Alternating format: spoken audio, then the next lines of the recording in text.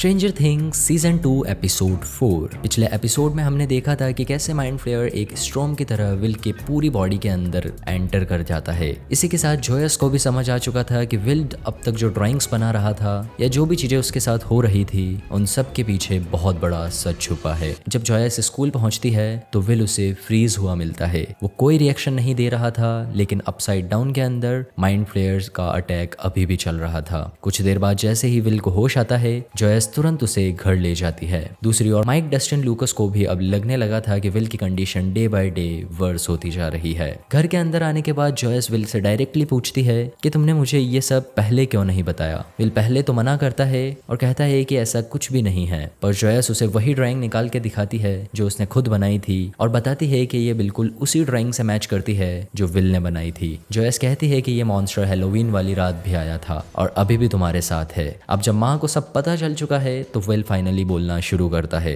वो रोता है और बताता है कि जब भी वो वहां जाता है तो बस डर के खड़ा रहता है। विल कहता है कि वो मॉन्स्टर पूरी दुनिया को खत्म करना चाहता है। जोयस विल को अश्योर करती है कि हम तुम्हारी पूरी मदद करेंगे, बस तुम कभी भी कुछ मत छुपाना। तब विल कहता है कि वो चीज मेरे अंदर है और मैं उसे फील कर पा रहा हूँ। दूसरी ओर 11 रात को वापस घर आ जाती है। हॉपर पहले ही उस पे गुस्सा होता है क्योंकि 11 ने सारे रूल्स तोड़ दिए थे। हॉपर बताता है कि पुलिस ऑफिसर्स ने उसे देखा था और एक लेडी ने कंप्लेन भी की है। हॉपर कहता है कि अगर किसी ने भी तुम्हें पहचान लिया तो तुम और मैं दोनों ट्रबल में आ जाएंगे। 11 गुस्से में चिल्ला के बोलती है कि आपने बस मुझसे प्रॉमिसेस किए हैं, कभी बाहर नहीं जाने दिया। दोनों के बीच बहुत बड़ा आर्ग्यूमेंट होता है और गुस्से में 11 बुक फेंक देती है और अपने पावर से हॉपर को धक्का भी दे देती है। हॉपर भी उस पर चिल्लाता है और बोलता है कि तुम अभी बाहर नहीं जा सकती। गुस्से के चलते 11 की पावर्स आउट ऑफ कंट्रोल हो जाती है और वो पूरे घर के शीशे तोड़ देती है। और हॉपर गुस्से में टीवी के वायर्स निकाल देता है और पनिशमेंट देता है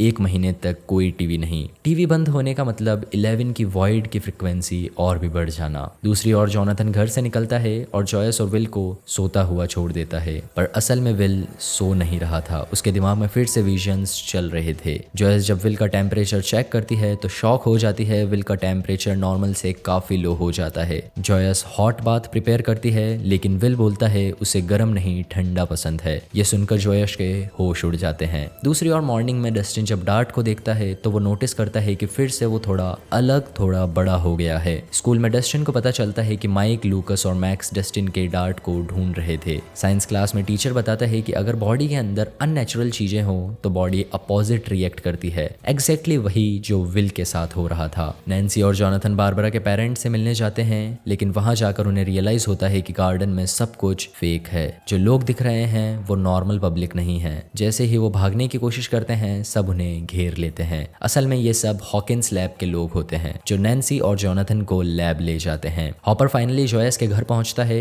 दोनों मिलकर विल से पूछते हैं कि उसे ठंडा अब एकदम से क्यों पसंद आने लगा। विल कहता है कि मैं एक्सप्लेन नहीं कर सकता, बस मुझे फील होता है कि मुझे ठंडा पसंद है और वो चीज बढ़ती जा रही है और सब कुछ खत्म करना चाहती है। जोयस को आइडिया आता है और वो विल से कहती है कि अगर तुम बोल नहीं सकते तो ड्रॉ करके दिखाओ। विल ड्राइंग करता है और धीरे धीरे पूरा रूम रूट्स और टनल से भर जाता है। हॉपर को समझ आ जाता है कि ये चीजें कहाँ मिल सकती है। 11 बेसमेंट में जाकर फाइल्स और बॉक्सेस एक्सप्लोर करती है और उसे एक फाइल मिलती है जिसमें टेरी का नाम होता है। फोटोज में डॉक्टर ब्रेनर भी होता है। 11 ब्लाइंडफोल्ड पहनकर वॉइड में जाती है और टेरी तक पहुंच जाती है। टेरी ब्रोकन कंडीशन में होती है, लेकिन बार बार जेन का नाम ले रही थी। 11 समझ जाती है कि जेन ही उसका असली नाम है और टेरी ही उसकी माँ है, और ये सब देखकर 11 जोर जोर से रोने लगती है। दूसरी ओर डस्टिन घर आता है और देखता है कि उसकी कैट गायब है। रूम में जाने पर उसे पता चलता है कि ग्लास टूटा है और स्टीकी लिक्विड और ब्लड पड़ा होता है। डार्ट अब बहुत बड़ा हो चुका है और उसका फेस सीजन 1 के मॉन्स्टर जैसा हो जाता है। और एपिसोड के लास्ट सीन में हॉपर एक फार्म में जमीन खोदता है और नीचे पहुंच जाता है और वहां